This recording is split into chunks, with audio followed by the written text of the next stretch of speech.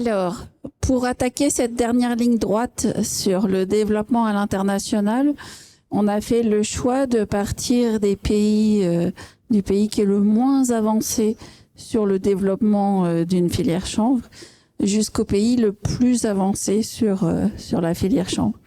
Et donc, on va voir l'Afrique du Sud en premier, avec Henri de Villeneuve, qui connaît le sujet, qui était déjà au précédent congrès au Sénat, qui est de Cobassa, et avec Vincent Apt, qui est de l'ambassade d'Afrique du Sud. Je vous remets la petite carte qu'on a mis hier, qui montre que globalement, on a un peu chuté sur les surfaces à l'international, que le premier pays producteur, c'est la Chine, mais principalement sur la partie textile, et que donc le deuxième pays producteur, c'est la France, et que c'est le premier pays qui a initié la construction à base de béton de chanvre. Messieurs, je vous laisse la parole. Merci Nathalie, bonjour à tous. Donc, je m'appelle Vincent Apt, je suis du ministère de l'Agriculture et je suis basé en Afrique du Sud depuis quelques mois, où j'ai pris les fonctions de conseiller aux affaires agricoles pour l'Afrique australe, et donc basé à Pretoria en Afrique du Sud. Alors, le projet chanvre, je l'avais suivi dans mes fonctions précédentes, et puis j'avais eu le plaisir de travailler déjà sur ces sujets-là quand j'étais au ministère à Paris. Bonjour à tous, mon nom est Henri de Villeneuve, je suis basé en Afrique du Sud depuis 2001 et en Afrique depuis, je vous dis pas depuis parce que ça vous ferait peur. Je ne sais pas si elle est là, pour dire, il y a 3 ans je ne connaissais rien au chanvre, je connais un tout petit peu plus et j'ai eu la chance d'être invité par Nathalie Fichot au séminaire au Sénat, donc j'ai découvert les charmes et la magie du chanvre. Et j'ai réussi, j'en parlerai tout à l'heure, à monter une fusion, une Million FASEP sous la houlette de la chanvrière avec FRD Codem, Nutri Marketing, MPIT, Wallup, je crois que je vais en avoir oublié. Voilà, donc je vous parlerai de ce qu'on peut faire en Afrique du Sud avec les yeux d'un innocent. Alors je vais pour moi, on va se répartir la parole, mais je parlerai un peu plus du volet institutionnel et de la relation avec les autorités locales. Et puis Henri parlera un peu plus des dynamiques privées. Alors peut-être juste pour camper un tout petit peu le décor, Afrique du Sud, donc à l'extrémité africaine, on est sur un pays qui fait 2 fois la taille de la France, qui a une population à peu près équivalente à celle de la France, 63,2 millions d'habitants, et qui est la première économie d'Afrique. Donc Afrique continentale, donc devant l'Égypte, et donc voilà, on est vraiment sur une puissance économique moderne qui a vraiment une économie diversifiée dans tous les secteurs. Donc à la fois le secteur agricole qui représente 3% du PIB, mais aussi une industrie qui est relativement conséquente et qui est très très mondialisée, on va dire, qui représente 12% du PIB. Et bien sûr le secteur des services, notamment bancaires et autres, donc qui fait que voilà, contrairement à d'autres pays qu'on va retrouver sur le continent, a quand même une économie beaucoup plus diverse. Alors sur l'agriculture, on est quand même sur un pays, alors on est juste en dessous du tropique du Capricorne, donc on est quand même dans des zones tropicales. Mais par contre l'altitude fait qu'on peut se retrouver avec des conditions un peu plus tempérées. Donc c'est ce que vous voyez là dans les zones oranges. On va pratiquer l'agriculture parce qu'on est dans les zones de montagne et donc finalement on compense un petit peu l'aspect tropical par le fait qu'il y a un peu de fraîcheur et un peu de culture qu'on va retrouver chez nous, du maïs, du soja ou autre, qu'on va pouvoir faire dans ces régions-là. Par contre sur la côte, sur le vert foncé, on va être plus sur des cultures tropicales. Et puis après dans la région plus du Cap, donc vraiment l'extrême sud-ouest, on est sur des climats complètement méditerranéens. Donc on va retrouver une grande diversité en fait de cultures et de climats. Après avec un certain nombre de particularités, mais voilà, globalement on est quand même plutôt aride ou semi-aride, mais avec une capacité de production qui est relativement intéressante sur une bonne partie du pays. En termes de structure agricole, on est sur des grandes fermes, héritées de l'ère de l'apartheid, avec 40 000 grandes fermes qui vont avoir 2 000, 3 000 hectares, mais aussi toute une volonté politique de développer la petite agriculture ou l'agriculture émergente avec des fermiers qui vont avoir 100, 200 hectares Et puis après, on a toute une partie un peu de subsistance. Donc voilà, je vais pas dérouler tout le diaporama, mais juste pour dire que c'est une des puissances agricoles du continent et c'est la première puissance exportatrice agricole du continent, avec notamment exportation d'agrumes, de raisins de table, d'avocats et d'autres produits de ce type, et de viande sur d'autres marchés. Le chanvre, alors le chanvre c'est vraiment tout récent, hein. Enfin, ça date globalement des années 2020 avec une autorisation de cultiver le chanvre industriel depuis 2021. Il y avait quelques pratiques sur du chanvre cosmétique par le passé, mais c'est vraiment en 2021 que s'est dynamisé un peu cette volonté de dynamiser la filière. Et puis aujourd'hui, on est à peu près à 2 à 3 variétés qui sont enregistrées. Alors il y a des essais qui sont en cours, mais on est vraiment sur seulement quelques variétés. Mais on a de plus en plus de personnes qui demandent à cultiver le chanvre. Donc 1200 permis au total pour 300 encore il y a quelques années. Donc ça va vite. Voilà. Alors on est sur une dynamique où en fait aujourd'hui il n'y a pas, le nombre les surfaces sont pas très bien connues. Hein, je veux dire, on est sur quelques centaines d'hectares. Donc il y a quelques grands producteurs, il y a quelques petits producteurs, mais on a une volonté politique d'accompagner le développement de la filière, donc avec au niveau local du soutien technique, du soutien financier pour accompagner cette filière, avec un enjeu majeur qui est celui de l'inclusivité. Donc toujours, et ça c'est vraiment un leitmotiv dans le développement agricole sud-africain, de faire en sorte que ça bénéficie pas qu'aux gros, mais aux plus petits, et qu'on arrive effectivement à être très inclusif dans la filière. Ça pose des questions sur l'accès aux investissements, l'accès à la mécanisation et tout ça. Et donc, c'est aussi un enjeu qu'il faudra couvrir en travaillant sur la filière.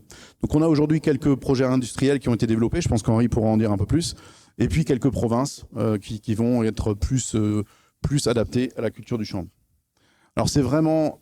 Pourquoi on en parle aujourd'hui? C'est que pour les autorités publiques, alors il y a eu une étude qui a été faite en 2020 où on parlait d'un marché à 1,2 milliard d'euros global. Alors, on parle de chanvre industriel, mais on se parle aussi du chanvre molécule et puis du cannabis. C'est très associé finalement dans la réflexion, mais de plus en plus, voilà, ils arrivent à segmenter cette approche-là et un potentiel de création de 25 000 emplois. Donc forcément, dans un pays où le taux de chômage est très important, c'est un vrai enjeu. Et notamment dans les zones dans lesquelles ils veulent développer ça, c'était initialement dans la canne à sucre qui souffre aussi beaucoup de problèmes économiques et donc de reconversion finalement de producteurs. Voilà, la façon dont c'est mis en avant, c'est vraiment un intérêt agronomique, au-delà de l'emploi, sur de la rotation, aération, fertilisation des sols. Et je pense, moi, j'ai pas trop vu dans la littérature, l'enjeu eau n'était pas forcément présent, alors que c'est un véritable enjeu aussi en Afrique du Sud. Et je pense que c'est quelque chose qu'on pourra rappeler. Voilà, alors aujourd'hui, c'est une dynamique soutenue qui se renforce. Je pense c'est même porté au niveau présidentiel. 2025, le discours du président, c'est vraiment de porter la filière chanvre à haut niveau dans la priorité. On a reçu une demande officielle du président de la République sud-africaine pour travailler une coopération bilatérale et renforcer cette relation bilatérale entre la France et l'Afrique du Sud. Donc voilà, c'est un peu pour ça aussi qu'on est là aujourd'hui, pour voir un peu qu'est-ce qu'on peut y mettre, qu'est-ce qu'on peut faire. Les demandes, elles portent à la fois sur la recherche, elles portent à la fois sur du financement, elles portent sur de l'expertise et voilà, c'est à construire. Peut-être évolution récente, dire que donc en 2021, il y a eu l'autorisation du chanvre. Alors un point important, c'était qu'on était à 0,2% de THC. Et ils ont vu les limites aussi de porter très bas cette limite-là. Et là, très récemment, mais là, ça date de décembre, ils ont décidé de le porter à 2% de THC sur des raisons essentiellement agronomiques, dans le sens où on se retrouve avec un fort ensoleillement parce qu'on est en zone tropicale et que maîtriser le taux de THC n'était pas évident. Et donc, la peur d'avoir des gens hors la loi vis-à-vis de la maîtrise du THC a fait qu'ils ont poussé peut-être un peu haut cette limite-là, mais aujourd'hui, c'est la raison principale qui a poussé à cette évolution. Et ça s'accompagne aussi d'une volonté de simplifier ou d'améliorer le volet production de semences. Voilà, donc il y a des travaux qui sont en cours sur un master plan, et puis des travaux qui sont en cours aussi sur les modalités de commercialisation.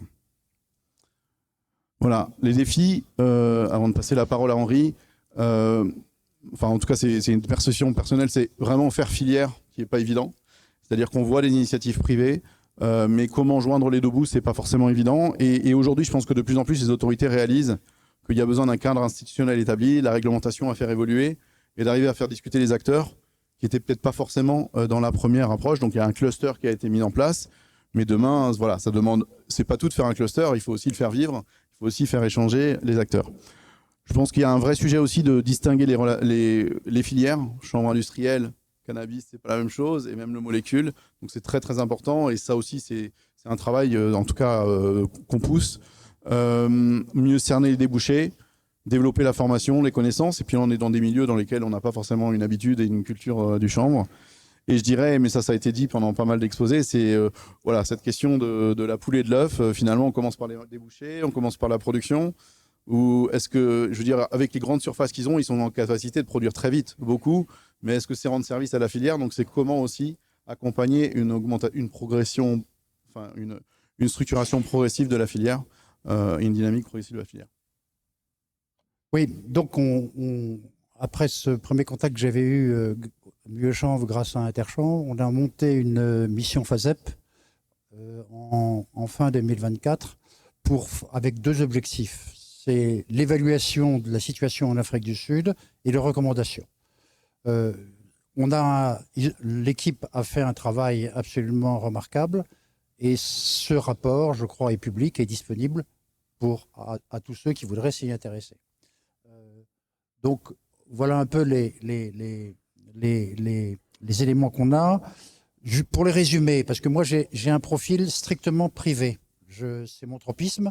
J'ai passé beaucoup de temps dans les grandes entreprises et je suis gréé dans le domaine des investissements et des projets agro-industriels. C'est les quelques compétences que je peux avoir. Vous l'avez tous dit, l'avantage du chanvre en Afrique du Sud, vous avez les pièces du puzzle.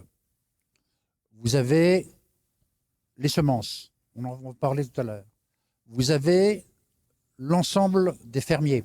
Et vous avez de la grande ferme de 5000 hectares aux small scale farmers, commercial farmers et communautés. Je parle des communautés parce que les communautés ont des gestions de surface de l'ordre de 300 ou 400 000 hectares. Donc la terre n'est pas un problème. Ça, c'est le point important. Donc il y a une culture agricole très importante et une culture de la transformation très importante.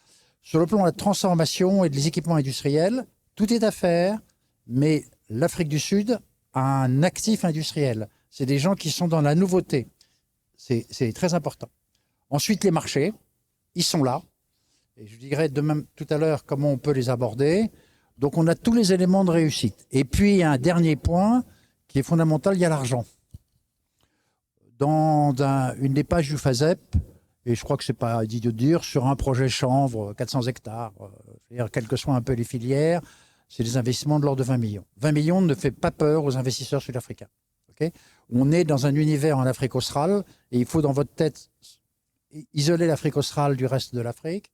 Okay, on est dans un univers où il y a plus d'argent que de projets.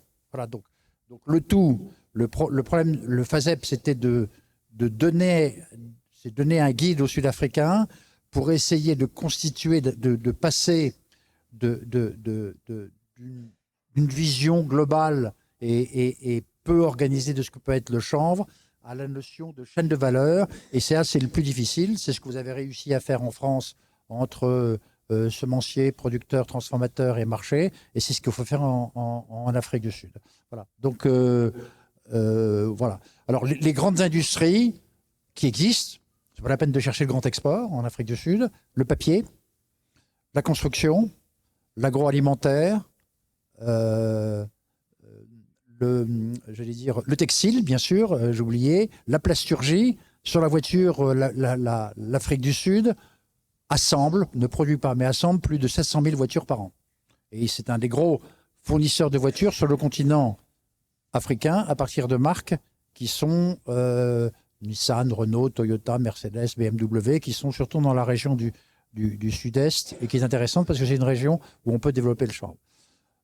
Il y a sûrement des choses à faire. Ça passera par des contacts avec les sièges européens et en particulier des sociétés comme Forensia qui doivent absolument donner leur feu vert à l'utilisation du chanvre, en particulier dans l'aménagement intérieur des voitures.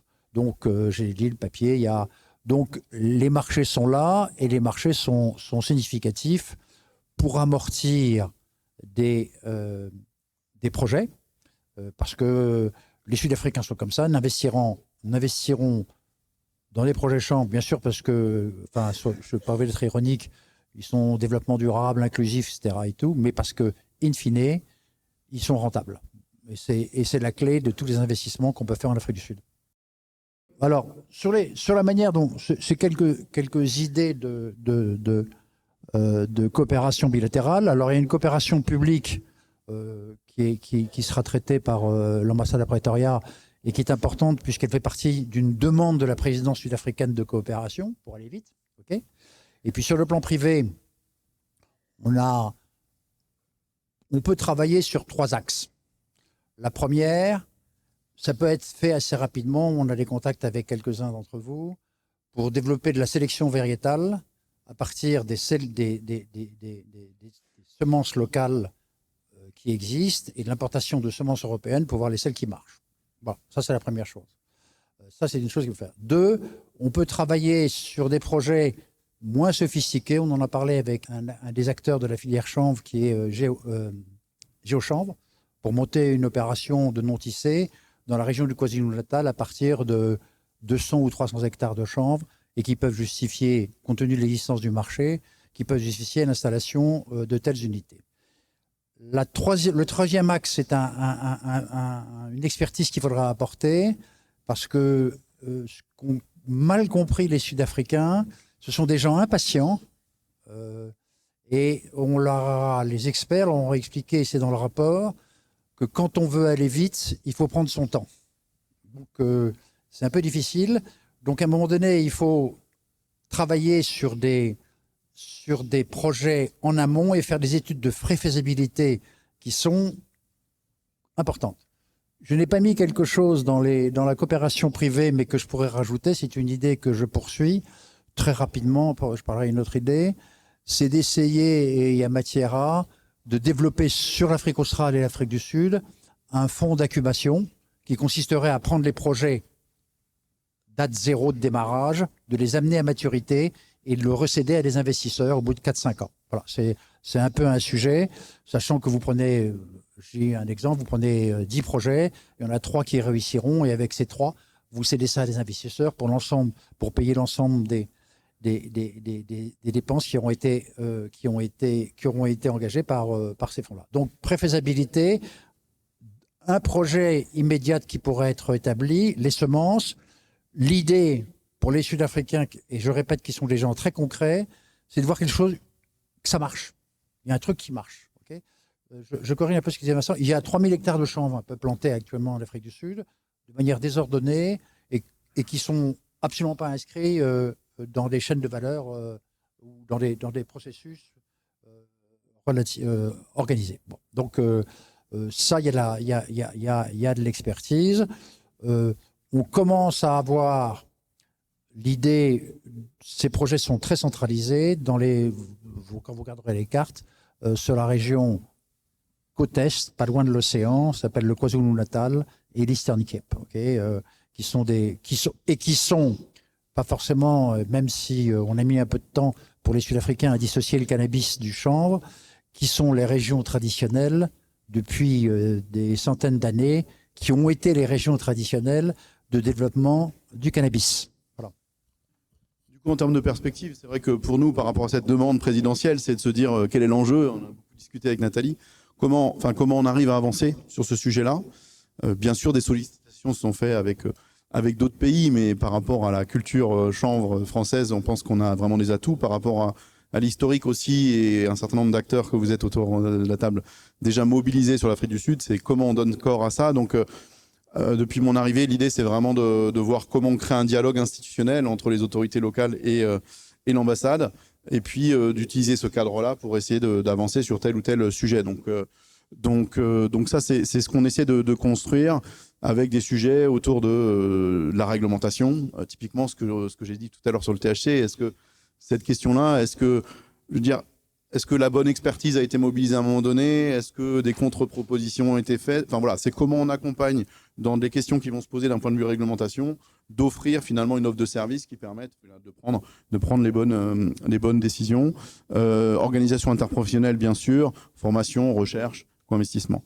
Sur le volet acteurs français, donc il y a un certain nombre d'acteurs qui sont déjà mobilisés, identifiés, mais voilà, c'est un appel à intérêt. Hein. N'hésitez pas à vous manifester par rapport à ça, puisque plus il y aura d'acteurs directement mobilisés, c'est-à-dire qu'en gros, c'est aussi bien que les autorités sud-africaines voient un peu plusieurs têtes, voient différents acteurs et plusieurs points de vue. Et du coup, c'est ça qu'on peut donner comme dynamisme au niveau de l'ambassade. Voilà. Et encore une fois, je pense que ce qui est important, c'est qu'on fasse aussi changer le mindset, c'est-à-dire que dans l'agriculture, je l'ai dit tout à l'heure, c'est une grosse puissance exportatrice agricole, donc très vite ils pensent exportation de chanvre, marché à l'export et tout ça.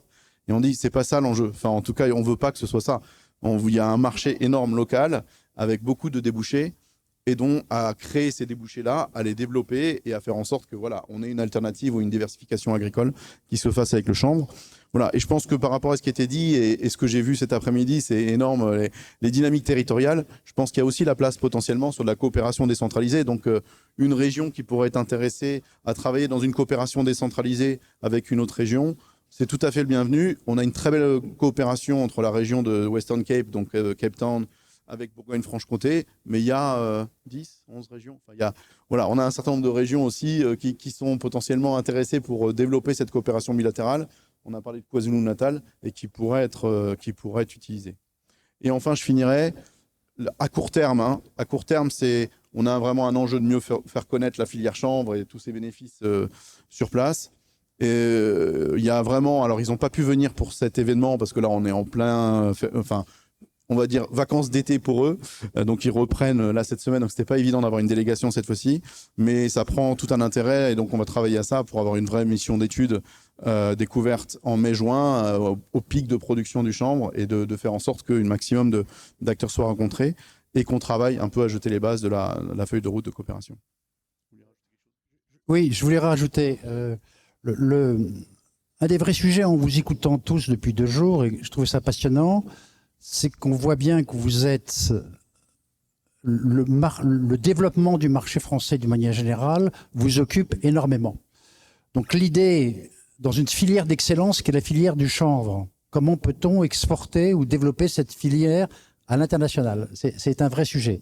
Il y a des bénéfices pour de l'expertise, pour de l'équipement demain matin et pour du co-investissement. C'est un des vrais sujets. Okay, alors, on a comme idée, et vous avez des organisations internationales qui sont très efficaces.